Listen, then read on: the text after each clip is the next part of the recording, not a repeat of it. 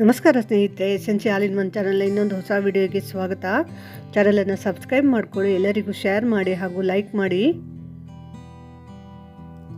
ನುಡಿದಂತೆ ನಡೆಯುವುದು ನಿಜಕ್ಕೂ ಕಷ್ಟಕರ. ಆದರೂ ಪ್ರಯತ್ನಪೂರ್ವಕವಾಗಿ ಇದನ್ನು ರೂಢಿಸಿಕೊಂಡರೆ ಬೇರೆಯವರ ಮುಂದೆ ತಲೆ ತಗ್ಗಿಸಬೇಕಾದ ಅನಿವಾರ್ಯತೆ ಎದುರಾಗುವುದಿಲ್ಲ. ಆರೋಗ್ಯ ಎನ್ನುವುದು ಅತಿ ಮುಖ್ಯ ಆಸ್ತಿ. ಹಣದಿಂದಾಗಲಿ ಇನ್ನಿತರ ಕಾರಣಗಳಿಂದ ಅದನ್ನು ಪಡೆಯಲಾಗದು. ಕಳೆದುಕೊಳ್ಳುವುದಕ್ಕಿಂತ ಮೊದಲು ಎಚ್ಚೆತ್ತುಕೊಳ್ಳಬೇಕು. ಶಿಕ್ಷಣ ಪಡೆಯುವುದಕ್ಕಾಗಿ ಏನನ್ನಾದರೂ ಮಾಡಬೇಕೆನಿಸಿದರೆ ತಡ ಮಾಡದೆ ಮಾಡಿಬಿಡಿ. ಸಮಯ ಕಳೆದಂತೆ ನಿಮ್ಮ ನಿಲುವು ಬದಲಾಗಬಹುದು, ಅವಕಾಶ ಬೇರೆಯವರ ಪಾಲಾಗಬಹುದು. ಎಷ್ಟೇ ಪರಿಶ್ರಮವಾದರೂ ಶಿಕ್ಷಣ ಪಡೆಯುವುದು ಅತಿ ಮುಖ್ಯ. ಈ ಜಗತ್ತಿನಲ್ಲಿ ತಪ್ಪು ಮತ್ತು ಸರಿ ಎನ್ನುವುದು ಇಲ್ಲವೇ ಇಲ್ಲ. ಕ್ರಿಯೆಗಳು ಜರುಗುವಿಕೆಯ ಸಂಭಾವ್ಯತೆಯ ಮೇಲೆ ತಪ್ಪು ಮತ್ತು ಸರಿ ಅಂತ ನಿರ್ಧರಿಸಲ್ಪಡುತ್ತದೆ. ಸಂಭವನೀಯತೆಯ ಅರಿವು ಇದ್ದಾಗ ಮಾತ್ರ ಮುಂದೆ ಏನು ಸಂಭವಿಸಬಹುದು ಎಂದು ಊಹಿಸಬಹುದು, ಏನು ಮಾಡಬೇಕು ಎಂಬುದನ್ನು ನಿರ್ಧರಿಸಬಹುದು.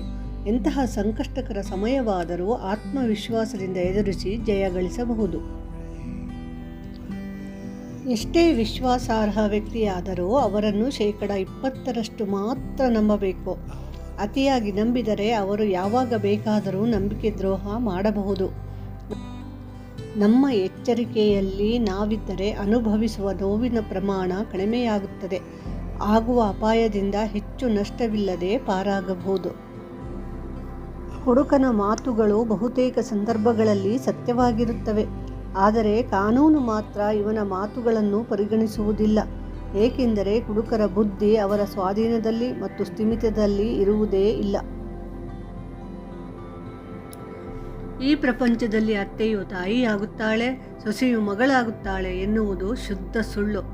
ಸೊಸೆಯು ಎಂದಿಗೂ ಮಗಳಂತೆ ಸ್ಪಂದಿಸುವುದಿಲ್ಲ. ಅತ್ತೆಯು ಎಂದಿಗೂ ಮಗಳಂತೆ ಸೊಸೆಯನ್ನು ಭಾವಿಸುವುದಿಲ್ಲ.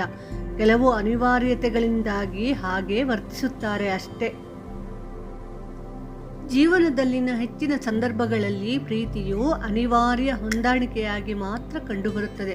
ಹಲವು ಸಂದರ್ಭಗಳಲ್ಲಿ ಹೊಂದಾಣಿಕೆ ಮತ್ತು ಪ್ರೀತಿ ಒಂದೇ ನಾಣ್ಯದ ಎರಡು ಮುಖಗಳಾಗಿ ಕಂಡುಬರುತ್ತವೆ.